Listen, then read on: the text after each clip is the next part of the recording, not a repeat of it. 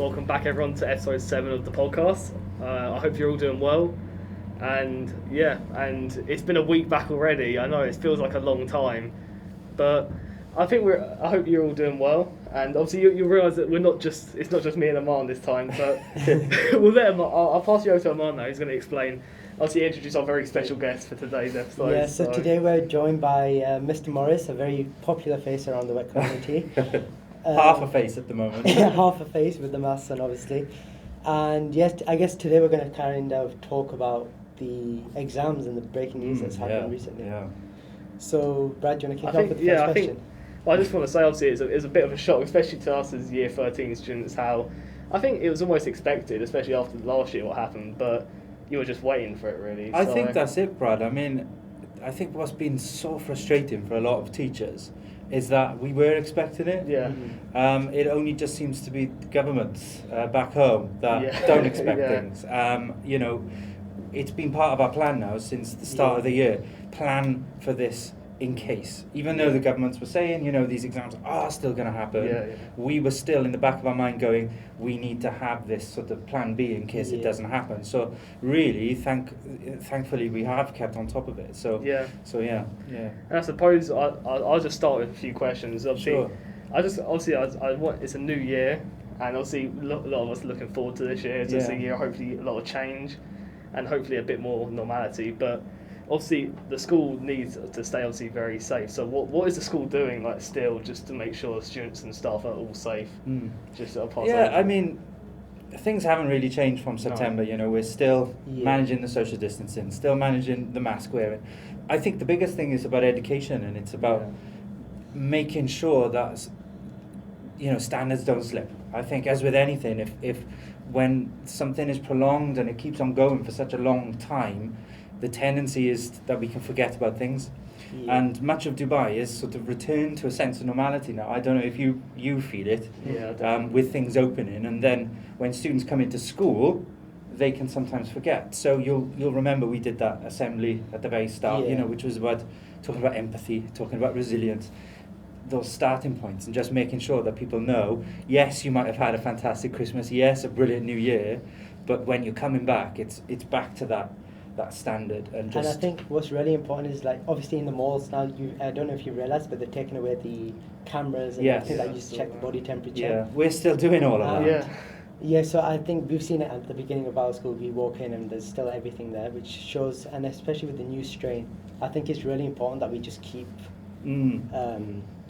everything health and safety at the peak. I think it's about keeping spirits up. I think obviously it's frustrating. A lot of people, a lot of staff, students, parents didn't get a chance to see family this Christmas, and it's such an important time. So keeping that morale up, I think, is the best that we can do. And I think we do that here through rewarding instead of punishing. You no doubt would have received house points for wearing your masks properly and socially distancing properly. I think it's better to be rewarding positive behaviour opposed to punishing people just because their mask slips slightly. We're only humans. I think also that assembly that happened at the start of the year, I think one of the biggest things I took out of that anyway is you make your own choices in life. You don't have to necessarily go with what other people say, especially obviously with all the restrictions easing slightly around Dubai, as we've seen, but school it's much more stricter, so you've got to make sure just to do what you can, do your own bit. I think that's the biggest thing I've taken out of all this. I don't know if all of you agree with that anyway. I think the biggest thing I've taken from it is that it's something that requires you to be empathetic about other people. And I said this in my assembly, is that yes, we wear a mask partially to protect us. There is evidence which shows that wearing a mask protects you, but the biggest thing you do by wearing a mask is protect other people in case you are asymptomatic and you don't know you have the virus. And I think that's the most important thing, that we are doing it more for other people than we are for ourselves. And that's an important lesson going forward. Yeah, and I think me and Brad touched on that in a previous episode where we were saying, what did we learn from 2020? And what we learned was that how important family is to each and every person, but also how to get through these tough times and everything. What do you have to do? You have to get together and come together as a community. And socially distant. I was going to say, not too close. But just stay together and just basically back each other up and just get through it together. 100%. Yeah. Yeah, completely I think, agree. well, obviously, we'll go on to like exams now and talk about that, and just how, obviously, with the news that A levels and GCSEs have been cancelled to the end of the year to an extent. How it's going to happen, we don't know fully yet. But what would your advice be to how students, obviously the ones taking it, year 11s, year 13s, should react to it? I think my advice at the moment is to just carry on as normal. We don't know all the facts yet, as you just alluded to. We don't know what form it's going to be. We've been told, of course, that IE GCSEs, international GCSEs, and IA levels, international A levels, are still taking place. So that means we could be in a position where some of our qualifications are cancelled and some of them are continuing. So for us, it's just important. Come to school, work hard, attend, do your work, and just make sure that you're still engaging in every part of school life. Because whilst we don't yet know exactly how, what the procedures are going to be, all we can really do is just keep going until we know more information. I mean, how are you guys feeling about it? You're in year 13. Exactly. Well, because I think my art and DT are most likely going to get cancelled. However, there's certain stuff on those courses which, yes, you're not doing an exam, so you don't need to know it for the exam, but going into the future, all the subjects and what you learn is always going to be relevant. Yes. So I think not just for me, but for everyone who's taking subjects, the information you learn is so relevant in the future, and it can help you with so many other stuff. Whether it's even coming up with a new idea or even solving a problem, everything just kind of fixes together. So I think it's important that everyone just keeps going forward and learning what they need to learn. Well, I mean, there's a wider discussion to be had of, do we really need exams long term? I mean, people keep saying it's the only fair way to accurately assess how a child is performing, but is it? And I think, I don't know the answers to that question, but it certainly opened the doors for us to think and reflect more about how we assess. Is it actually fair? And I think what it showed last year, obviously we did central assessed grades and ranking, is that our teachers really know you. Like, our teachers really know the kids in this school. And I would say for most teachers, they really know, around the world and most schools, they really know their kids.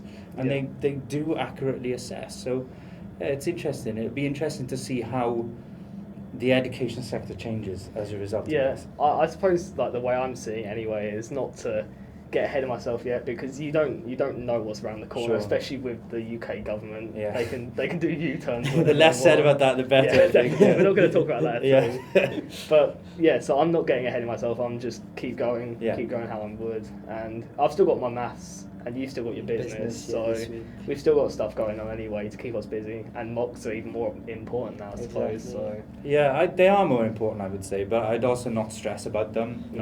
Whatever happens, it's going to be a build-up of evidence. It's going to be based on. It's not just going to be based on a mock examination. Yeah, definitely.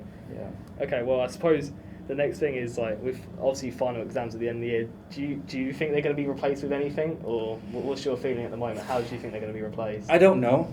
I think, we've got other discussions to be had as a school. You would have done your mock exams back before the Christmas break. I think there's, depending on what exam boards say, they might give some further guidance.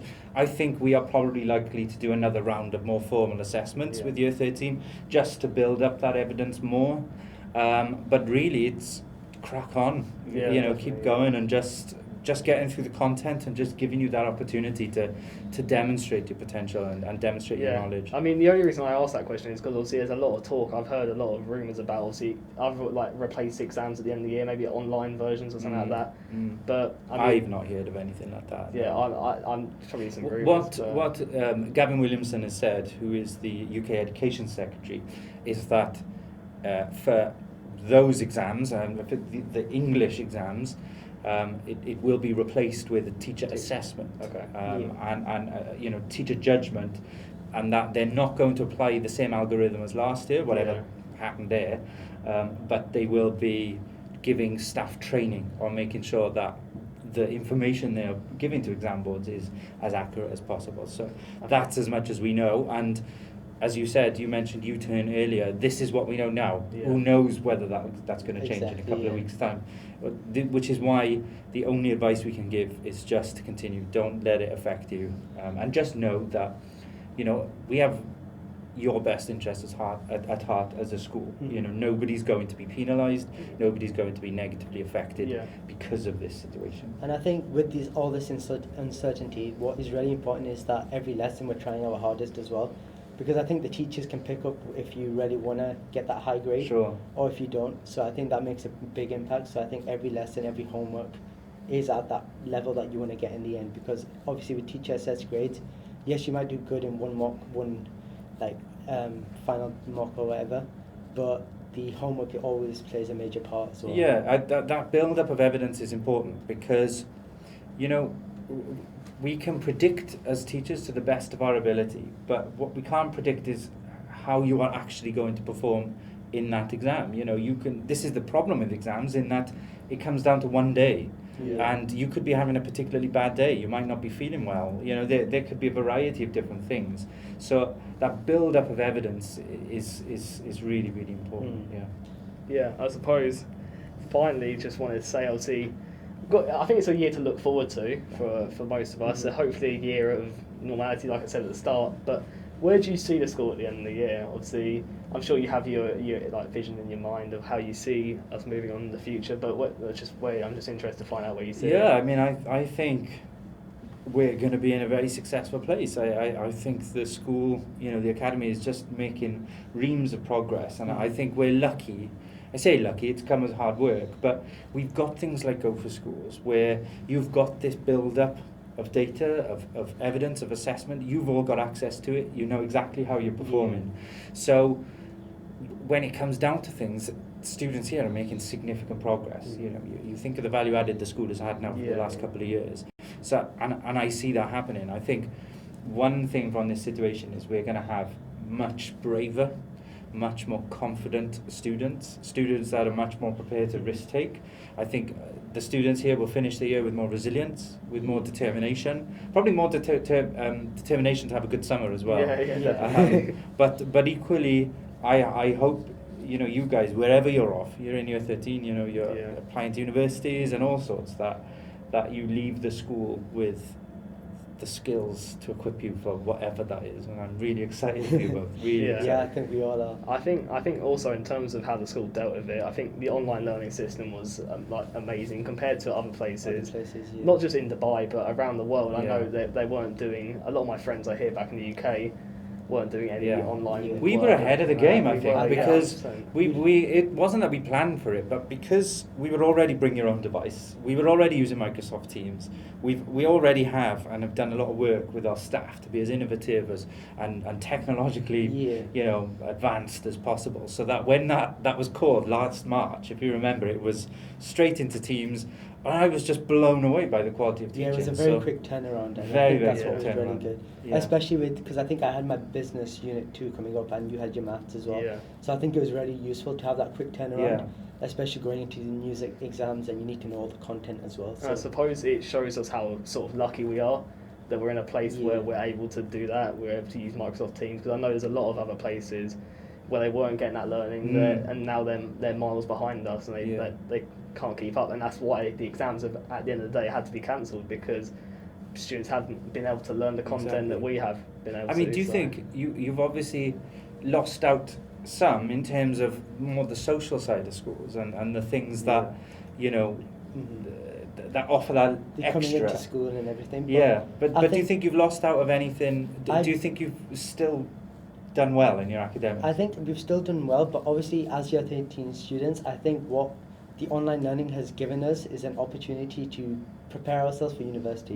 Because going into university, you have to always be more independent, you have to do stuff on your own, be self-sufficient, and I think that's what online learning's taught us. I completely agree. Because yes, you might not be learning the same amount of stuff in the online, because it takes a bit longer to set up and stuff like that, but there's a bit more independence and 100%. A bit more freedom, which I think was very good going into year 13 and getting prepared for university as well.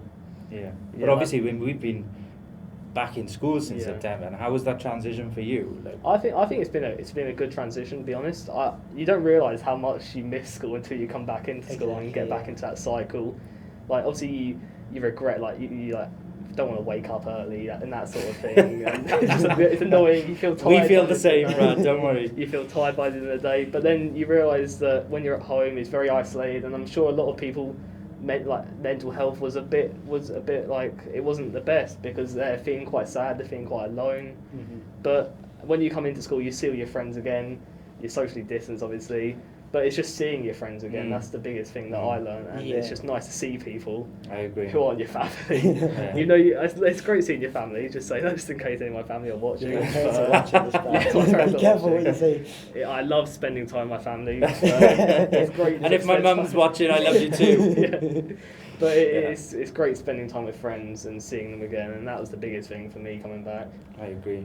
So, I guess to kind of end this off, what do you see happening, like events-wise, by the end of the year? Because obviously, I think we spoke to you briefly about the talent show that me and Brad are thinking about setting up.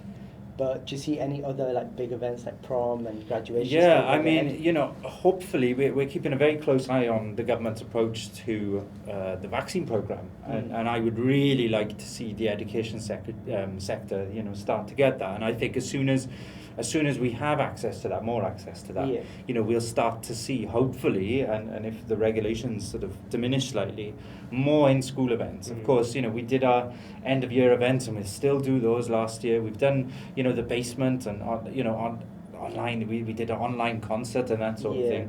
It would be great to see more physical events, but I think I speak for all when we say we miss the school productions, because I think especially I think the first like 5-6 years of me being at work, we did this production every single year. Well, we were 2 weeks away from doing Hairspray. 2 weeks, you know. And I think like that's a big miss, and I think that's what we want to try and get back into. Obviously, I feel bad for the people who were in the show. I know my sister was in it. She was looking really forward to doing it. She was gutted.